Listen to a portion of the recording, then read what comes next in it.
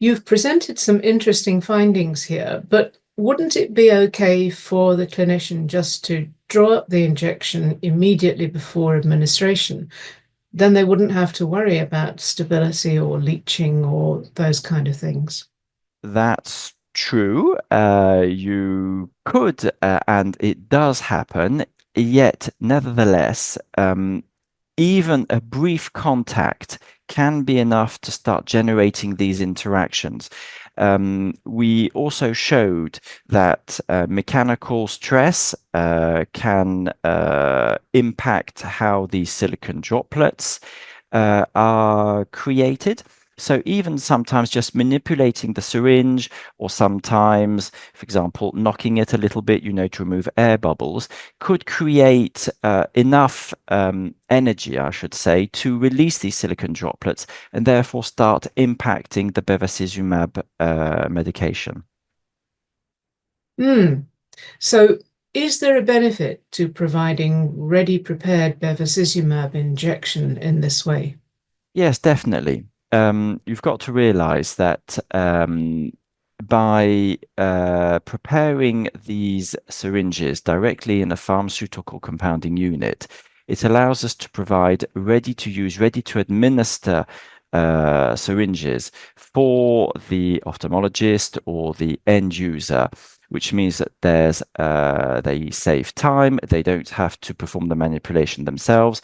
All they need to do is to just take the syringe, adjust the needle, inject. Are cross-linked silicone oil syringes more expensive than the conventional polypropylene syringes?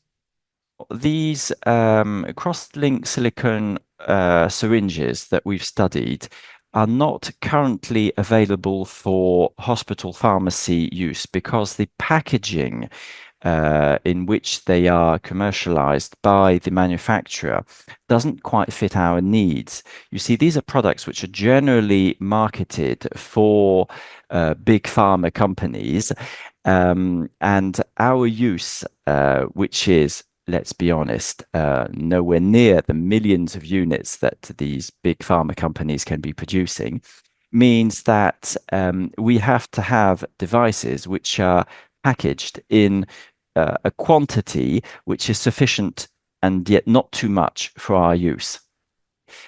We can't really purchase a big bag containing 1,200 syringes and expect to be able to do something with them when we see that in our clinical setting, we only use a couple of dozen every week. Okay, after a year, it does add up, but we don't need 1,200 in one big go. And how would we store them? How would we keep them sterile? I see. And my last question, have your findings influenced practice? Our findings were presented, as you mentioned, to the GERPAC conference in France last October. Since then, we've already been contacted by several of our hospital colleagues who are interested in our findings.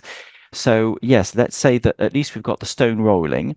And we are looking for alternative solutions because the syringes that we tested, as I just mentioned, aren't available. But we are trying to find perhaps different manufacturers which might be able to provide at least an intermediate solution or something which is better than what we're doing at the moment. Philip Chennell, thank you very much for talking to us about this little known aspect of injection preparation. That really has been fascinating and thought-provoking. For more information about Philip Chennell's work, please visit the website using the link in the description, and be sure to subscribe for more news, videos, journals, and podcasts. For updates straight to your inbox, please follow the links below. And thanks for watching.